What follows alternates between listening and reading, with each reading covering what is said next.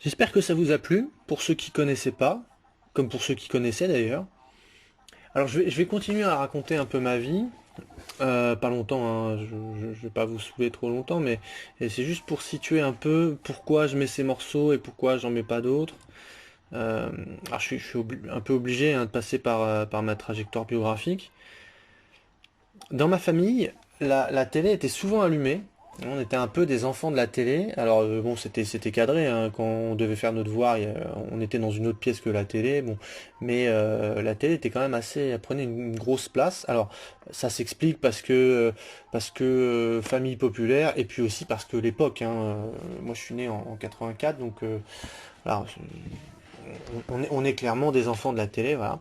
Et quand j'étais ado, il repassait souvent les frasques de Gainsbourg, puis il y avait des bêtisiers, tout ça, donc j'ai pu voir et revoir, par exemple, bon, quand il crame son billet de 500, I Want to Fuck You à Whitney Houston, quand il insulte bourré Catherine Ringer, il avait sa marionnette au guignol aussi, on regardait nulle part ailleurs.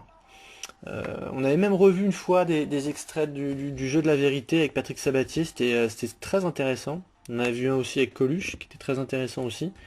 C'était pas que futile, hein, il y avait des choses qui se disaient quand même dans ces émissions. Je me souviens aussi d'une longue émission hommage qui durait longtemps. Alors je sais plus, j'arrive pas à la retrouver sur internet, c'est un blackout.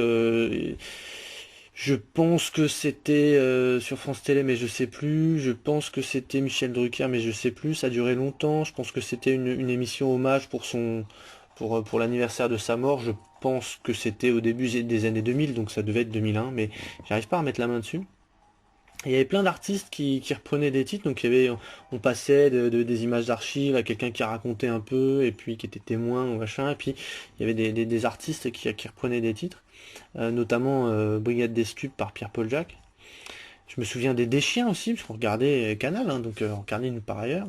Je me souviens des Deschiens qui avaient fait une reprise, c'était Pascal Duquesne, je crois, qui a fait une reprise à la fois très drôle et en même temps très très juste de Gainsbourg. C'était pas que de la parodie, quoi, vraiment un peu vulgose. Et puis Bernard Campan dans un dans une émission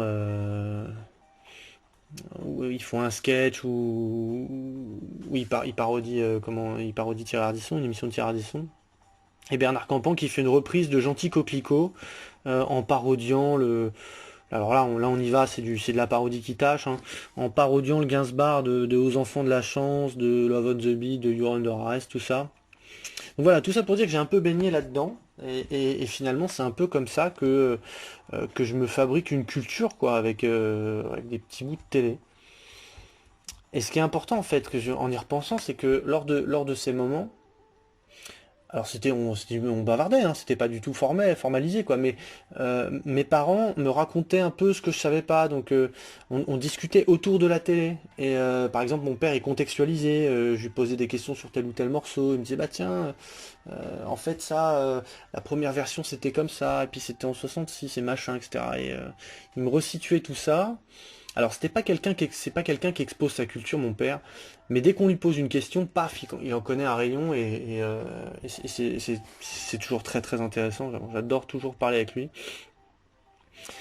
Et tout cet environnement familial me permettait, culturel, me permettait, enfin m'a permis peu à peu de cartographier un peu la carrière de Gainsbourg. J'ai pu reconstituer à gros traits sa trajectoire artistique, quoi.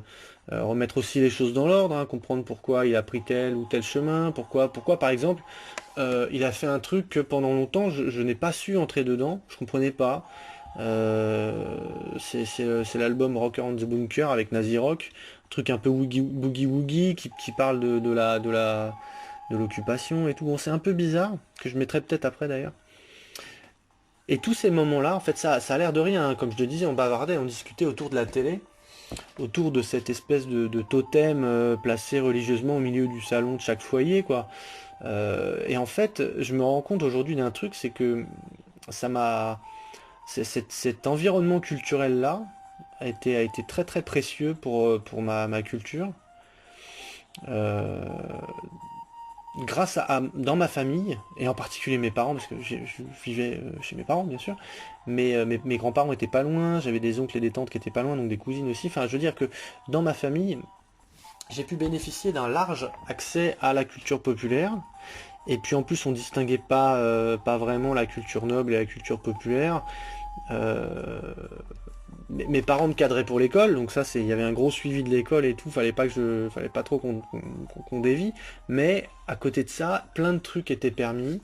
On était quand même vachement libre d'explorer culturellement plein de trucs, notamment du cinéma et de la musique en particulier, mais aussi de la BD quand même.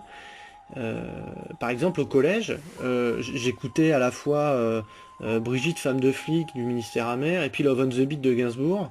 Donc c'était quand même des choses pour un collégien de 5e, 4e, c'est quand même quelque chose d'assez hardcore, hein, les deux. J'avais le droit de regarder Full Metal Jacket et Robocop. Mon père me disait va voir Apocalypse Now et, euh, et 2001 l'Odyssée de l'espace, et puis en même temps il me disait bah si tu veux regarde tel truc, tel truc, tel truc, c'est-à-dire tel truc c'était quoi? C'était Terminator, c'était aussi Une nuit en enfer, enfin c'était et puis de l'autre côté il y avait ma grand-mère qui me disait tiens on se marrait devant Louis de Funès, et en même temps elle me disait bah tiens regarde Orfeo Negro parce que c'est pas mal quoi. Et puis tel un pote qui partage ses secrets un peu scato, je me souviens de mon père qui m'avait fait écouter en se marrant comme un gosse, il m'avait fait écouter Eau et gaz à tous les étages. Et c'était génial quoi. Il y avait ma grand-mère, la mère de mon père, qui se marrait aussi. Euh, on était tous un peu des gosses quoi. C'était quand même génial. J'ai eu beaucoup de chance de ce côté-là, hein, vraiment. Alors je vous laisse découvrir ce dont je viens de parler, et puis, et puis après on revient à la musique. Voilà.